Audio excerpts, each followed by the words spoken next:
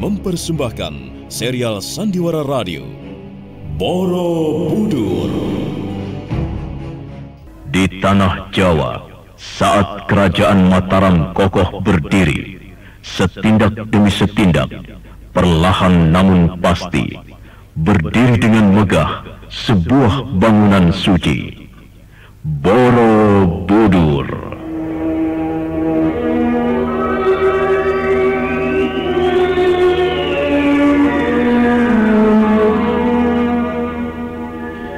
Diangkat dalam serial Sandiwara Radio dalam kisah Shailendra Terusir, naskah karya Edi Dosa, ide cerita M. Satria Pinandita.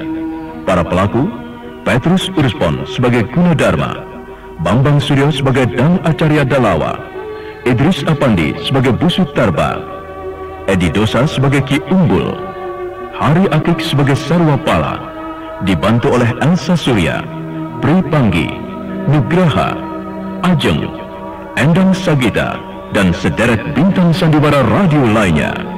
Pembawa cerita Asdi Suhastra, sutradara Edi Dosa. Pada kisah yang lalu diceritakan, Purnawijaya dan Senopati Yugayanta merasa sangat tersinggung kepada sikap dan pendapat para busu dari Partapan, terutama kepada sikap Busu Tarba dan Busu Hurian. Mereka menganggap bahwa keduanya memang masih harus dicurigai mengenai kesetiaannya kepada Mataram. Diceritakan juga bahwa tindakan mereka ternyata didukung oleh Maharaja Rakai Pikatan. Sementara itu di tengah hutan, di dalam jurang, Ki Sarwapala menemukan jasad Udiani yang sudah membusuk. Sarwapala sangat terpukul, sedih bukan kepalang, kehilangan seorang anak dara satu-satunya. Nah, marilah kita ikuti kisah selanjutnya.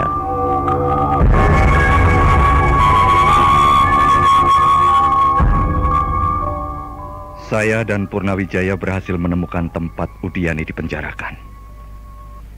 Tapi rupanya Bu Subaira telah memindahkan Udiani. Semuanya ini juga ternyata diatur oleh Bu Subaira. Dia menyewa Kumbanda, pendekar sakti dan bertubuh raksasa dari Hindustan. Lalu Udiani, dia dipenjara di Mataram, Ki. Bagaimana dia, Ki? Bagaimana, Ki? Ada apa, Ki? Kenapa? Di mana dia? Guna, Udiani dipenjara di luar kota. Tempat itu memang sengaja dibangun oleh Bu Subaira untuk pertemuan-pertemuan rahasia para penguasa dari Partapan. Saya dan Purnawijaya berhasil menerobos masuk. Tapi rupanya Udiani sudah entah dipindahkan atau melarikan diri. Saya kurang jelas. Saya langsung mencari Udiani. Saya tidak menyangka kenapa demikian buruk nasib anak itu. Apa? Jadi Udiani...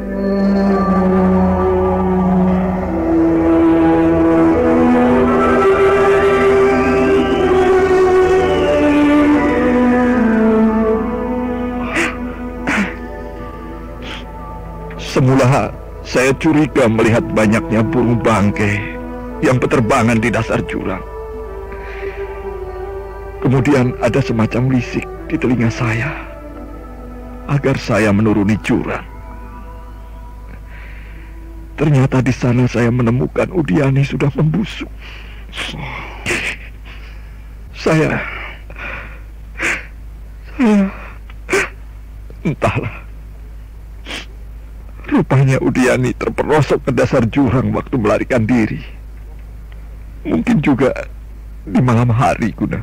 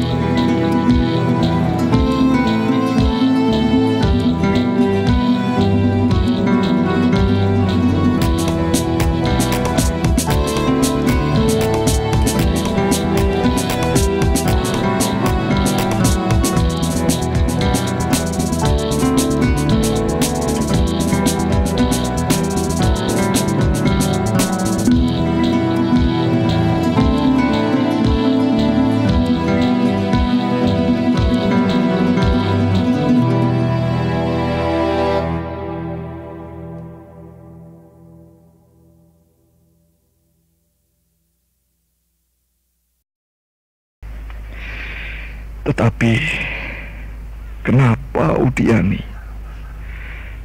anakku yang dijadikan korban? Kenapa?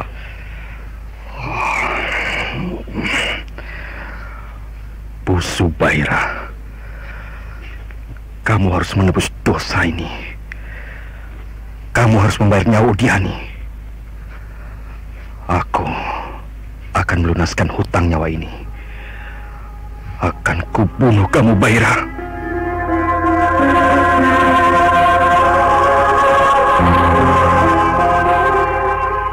Guna, Baira telah tewas, Guna. Dibunuh oleh istrinya sendiri. Mengapa dia harus tewas oleh orang lain? Mengapa? Ya, karma pala.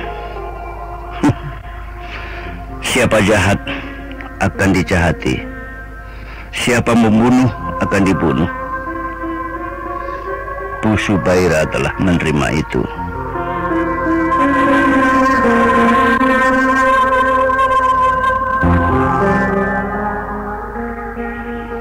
Weh, semenjak menerima berita tentang Udiani, Gunadarma kelihatannya sedih sekali.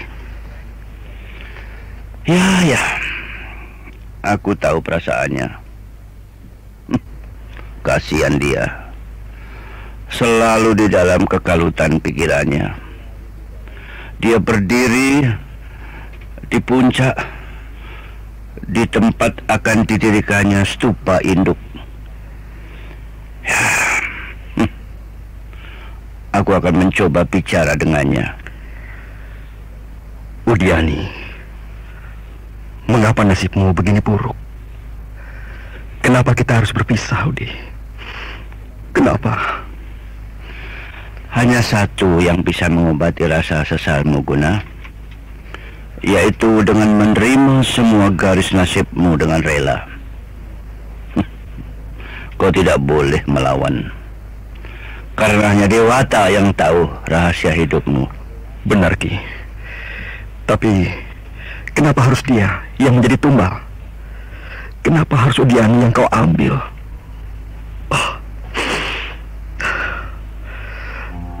Semakin gamang aku melangkah. Kakiku berpijak di atas kabut yang luas menutup cakrawala. Mataku rabun terbungkus halimun,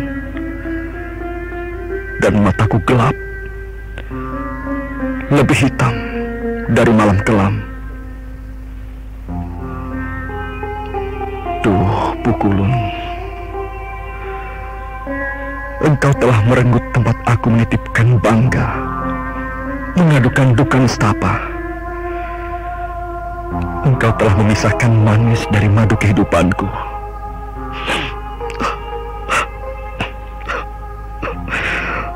Udiani, maafkan aku.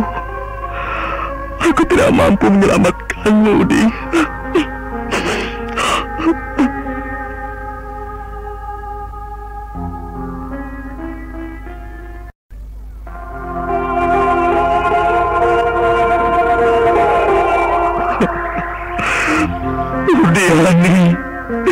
Udiani. Tiba-tiba muncul sosok berdiri di hadapan Gunadarma. Dari tiada, kemudian timbul bayang-bayang membentuk suatu benda yang nyata. Dia adalah Guru Gunadarma, Biksu Cina Rajadasa. Guru. Guna, aku tahu perasaanmu. Aku tahu bagaimana sakitnya ditinggal oleh seseorang yang sangat kamu cintai. Guru, pikiran saya kalut. Saya sedang terpasung dalam suasana yang paling hampa. Kebimbangan sangat mencengkram diri saya, sehingga muncul pertanyaan dalam diri saya. Saya meragukan keadilan Sang Pencipta. Orang yang selalu kalut biasanya memang punya pikiran seperti itu. Semuanya tidak bisa dipercaya.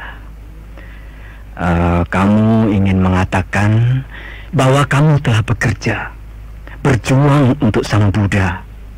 Tetapi mengapa kamu telah diperlakukan seperti orang biasa? Begitu kan? Dalam hatimu kamu ingin diistimewakan. Begitu kan? Kenapa aku begini? Kenapa? Apa yang harus kulakukan? Kenapa aku tidak bisa berpikir mana yang harus kutempuh? Ternyata kamu masih punya pamrih dalam membangun Kamulan Candi Guna. Padahal menurutmu, Kamulan ini ingin kamu jadikan kitab terbuka, di mana manusia yang berkunjung kemari, kemudian pulang ke rumahnya dengan membawa tuntunan hidup yang diajarkan oleh Sang Buddha. Guru, saya benar-benar tertekan, Guru. Nah, itu artinya keyakinanmu masih goyah, belum mantap. Guna, kalau kamu meyakini apapun yang terjadi padamu, yang terjadi dalam hidupmu, sesungguhnya semuanya telah diatur, sudah digariskan oleh Sang Pencipta. Maka kamu tidak akan pernah tertekan, Guna. Ya? Hati dan perasaanmu akan biasa saja. Kamu tidak akan pernah limbung atau goyah, walaupun kamu diterpa topan dan badai yang paling ganas sekalipun. Iya, Guru. Saya tahu. Tetapi saya telah melakukan kekeliruan. Tapi sungguh, saya tidak tahu bagaimana menahan gejolak kepedihan yang memenuhi rongga dada saya. Saya sesak. Itu wajar, anakku. Karena kamu masih manusia utuh. Tidak istimewa jika kamu kemudian menjadi gundah, marah, senang, atau sedih. Tapi ingat, Guna, sebaiknya kamu jangan sampai berlarut-larut diombang-ambingkan kepedihan. Ya? Jangan biarkan hatimu diseret ke sana kemari oleh permainan nafsu dan perasaan. Kamu harus bisa mengatasi semuanya itu. Kamu harus bisa mengatasinya. Terima kasih, Guru. Kesedihan itu adalah hal yang wajar. Biasa terjadi kepada semua manusia. Melanda perasaan hati, merusak kedamaian bagi yang tidak tabah. Perasaanmu gersang laksana rumput atau bunga yang tidak tersirami oleh tetes hujan atau butiran embun, Guna. Dalam kegersangan itulah maka timbul gejolak nafsu. Antaranya marah dan kesedihan. Nah, Guna, anggaplah hal itu sebuah pelajaran baru untukmu. Baik, Guru. Sekarang lanjutkanlah pekerjaanmu. Percayalah, Dewata akan memberimu ganti yang lebih sempurna. Akan memberimu sesuatu yang lebih baik dan berguna. Kalau kamu merelakan apa yang kamu cintai diambil olehnya. Baik, Guru.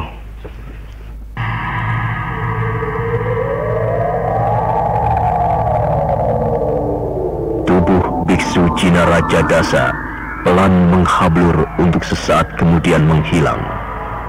Gunadarma tercengung, kepalanya menunduk. Ada apa, Kang? Oh, tidak apa-apa. Saya cuma cemas kok. Saya takut. Takut kalau aku bunuh diri? Begitu? Oh, enggak juga. Lawang bunuh diri itu kalau sudah menjadi keputusan ya lakukan saja lah. Kenapa mesti dilarang? Lalu kenapa? Aku takut kamu nanti masuk angin. Kalau bunuh diri enggak. Lawang kamu itu dari kemarin enggak makan-makan loh. Apa ya, enggak lapar? Guna, mbok kamu itu jangan menyepelekan soal makan toh, bisa sakit nanti. Iya, Kang, iya. Aku duduk sini ya, di samping kamu ya. Boleh toh? Kamu ini ada apa, Kang? Aneh? Enggak, aneh apa aneh? Wah, pelek ya? Ya.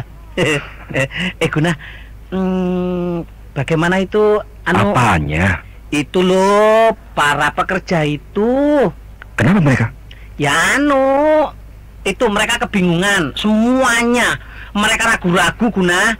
Pekerjaan ini sebenarnya mau diteruskan apa tidak begitu. Hah? Kenapa bisa begini? Ya bisa saja kok. Mau dihentikan ya? Kakang. Loh.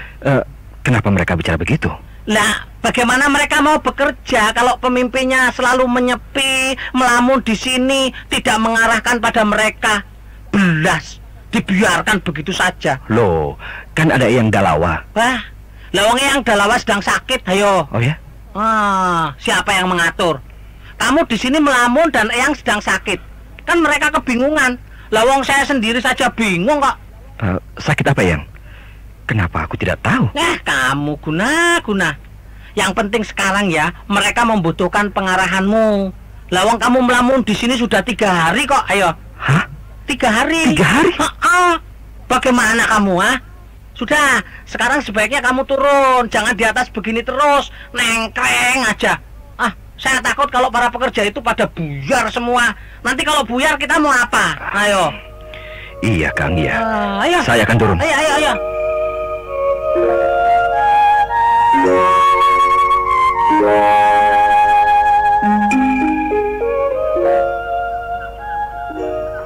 Siang itu, di pelabuhan bandar, tampak kapal-kapal dagang dari mancanagari tengah berlabuh.